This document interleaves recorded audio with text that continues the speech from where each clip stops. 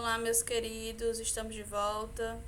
Hoje a gente vai fazer uma correção sobre esse período aí de colonização. Eu trouxe atividade.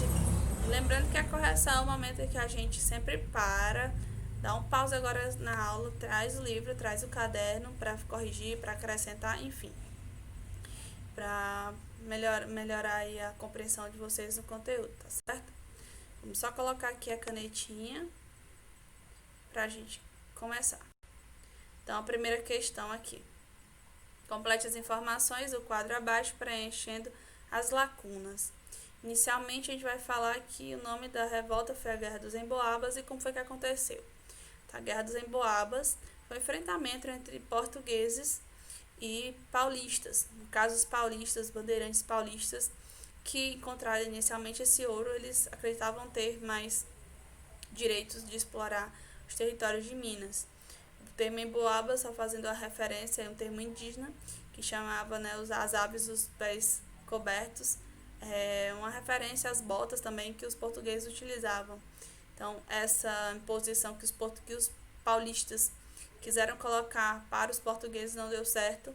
Na verdade, os paulistas acabaram sendo derrotados nesse enfrentamento. Então, isso foi a Guerra dos Emboabas, na região de Minas. E como aconteceu? Foi uma disputa de poder entre senhores de engenho e os comerciantes portugueses, conhecidos como os mascates. Quem eram os mascates? Comerciantes portugueses, aqui como nós estávamos falando, ligado à metrópole e também ligado ao tráfico negreiro. Então tinha aí um grande poder econômico e prestígio social, um importante grupo econômico para a região de Pernambuco. Então, na região de Olinda, o conflito gerou um ataque entre Recife, chegando ao fim com a intervenção do governo português. Então, os mascates, os senhores de engenho, nesse contexto, com o preço do açúcar, enfrentava problemas financeiros e pedia empréstimos aos mascates. E os mascates, interessados aí com o não pagamento dessas dívidas, se apropriar das fazendas dos senhores de engenho. Isso gerou alguns conflitos que acabam com a intervenção do governo de Portugal. Então, o nome desse enfrentamento aí é a Guerra dos Mascates. Revolta de Filipe dos Santos. Filipe dos Santos aconteceu onde? Lá em Minas, como aconteceu em Minas. Acontece com Filipe dos Santos, que era um tropeiro. Lembrando que os tropeiros eram aqueles que traziam os animais lá da região do sul para a região de Minas para o abastecimento. E ele tinha o objetivo, né, de conseguir aí as reivindicações, diminuir os impostos, diminuir os preços da comida, da alimentação, enfim, e extinguir aí a casa de fundição. Ele não consegue obter esse resultado. Contrapartida, ele consegue ele morre e é esquartejado. Então, ele vai ser esquartejado, sua cabeça colocada em praça pública, cada parte do seu corpo colocada em estradas de circulação, para que mostrasse esse show, esse circo de horrores. Era para mostrar que as decisões da coroa de Portugal não deveriam ser questionadas e que deveriam ser obedecidas, né? Então, assim seria a consequência daqueles que ousassem reagir contra essas imposições. Então, basicamente, essa foi a revolta de Filipe dos Santos. Continuamos com a segunda questão. Marque um X na alternativa correta. Os tropeiros e monceiros eram funcionários do governo português que tinham como trabalho fiscalizar as extrações de ouro e garantir o pagamento do quinto importante, 20 parte. Não eram os tropeiros, né, meus queridos? Não eram tropeiros e monceiros. Os próprios funcionários da coroa portuguesa faziam essa fiscalização. Tem B. Quando a descoberta do ouro de Minas, diamantes, houve grande fluxo de imigração, formando-se várias vilas e cidades no interior do território. Com certeza, né? Um grande contingente de pessoas saíram de várias regiões do próprio Brasil e de próprio Portugal. Lembrando que eu acho que eu até comentei na aula, né? Era tanta gente vindo de Portugal para o Brasil que houve uma regulamentação dessa quantidade por parte de Portugal. Portugal já estava ficando preocupado com esse grande contingente que vinha de lá para cá. Então, C.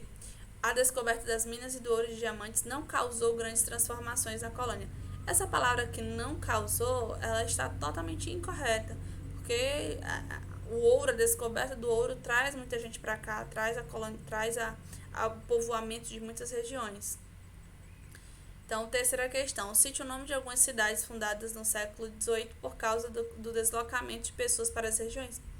Tiradentes, Ouro Preto, Diamantina. Então, são cidades que surgem aí a partir dessa aglomeração de pessoas. Quarta questão. Quais as vantagens teria o governo português com a transferência da capital de Salvador para o Rio de Janeiro?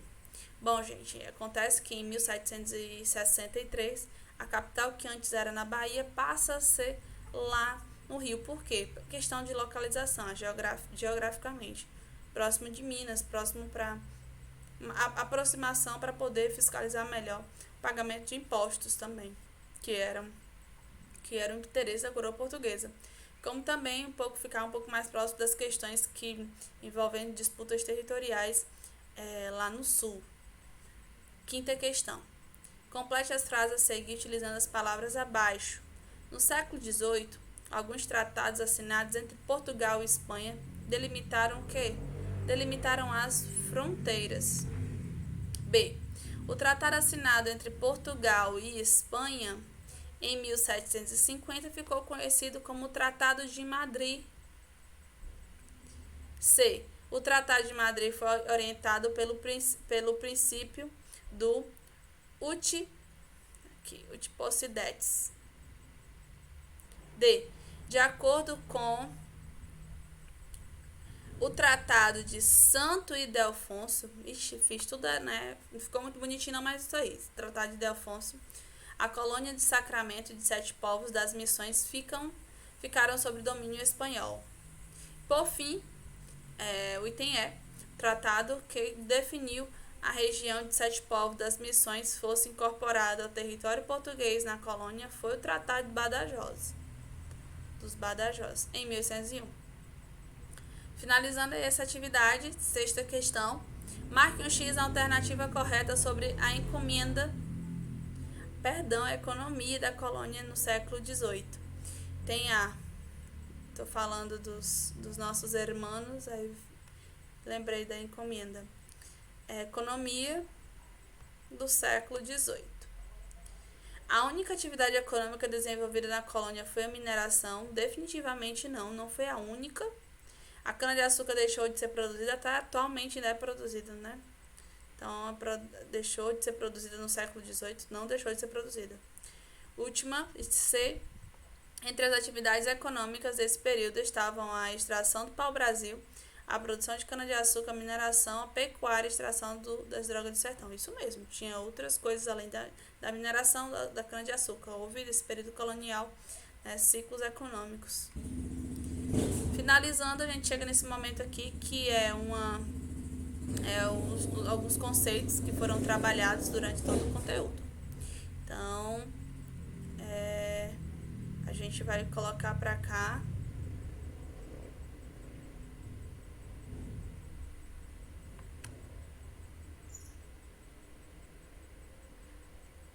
O nome do documento escrito por Pero Vaz de Caminha, que relata o primeiro encontro entre portugueses e indígenas, o nome do documento é a Carta do Rei Dom Manuel.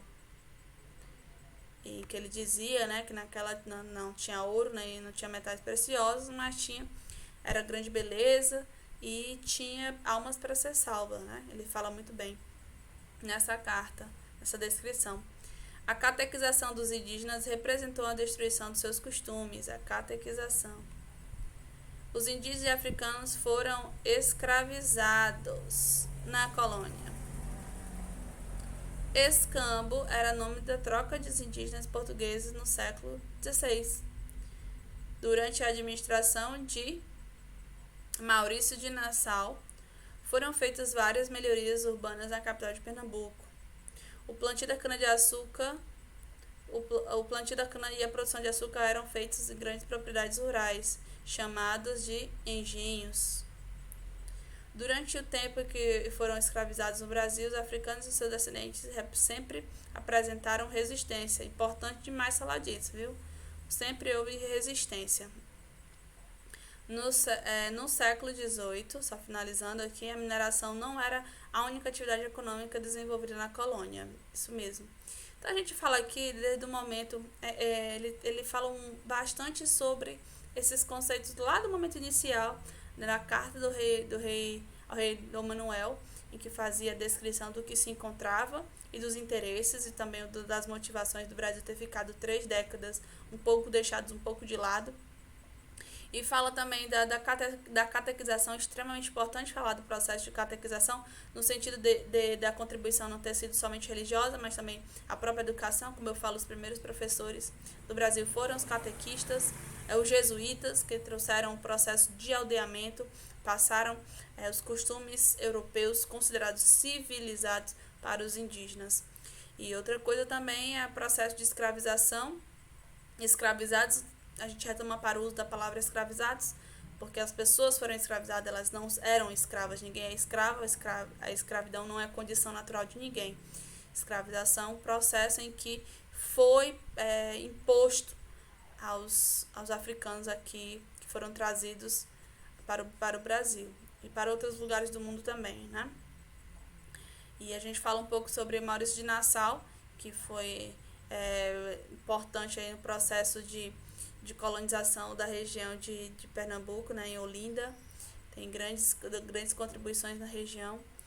E os holandeses falando também sobre que o litoral brasileiro não existia somente os portugueses, mas foi aí conquistado aí pelo próprio a Holanda, né, com a administração de Maurício de Nassau. E a mineração do século XVIII, que foi o conteúdo que a gente mais falou, na verdade, nas 2 últimas aulas. Então, meus queridos, espero que vocês tenham gostado, espero que tenham acertado mais que errado. E nosso encontro todas as quartas-feiras, na nossa aula de vocês, se inicia, acho que 1h40, às 2h20.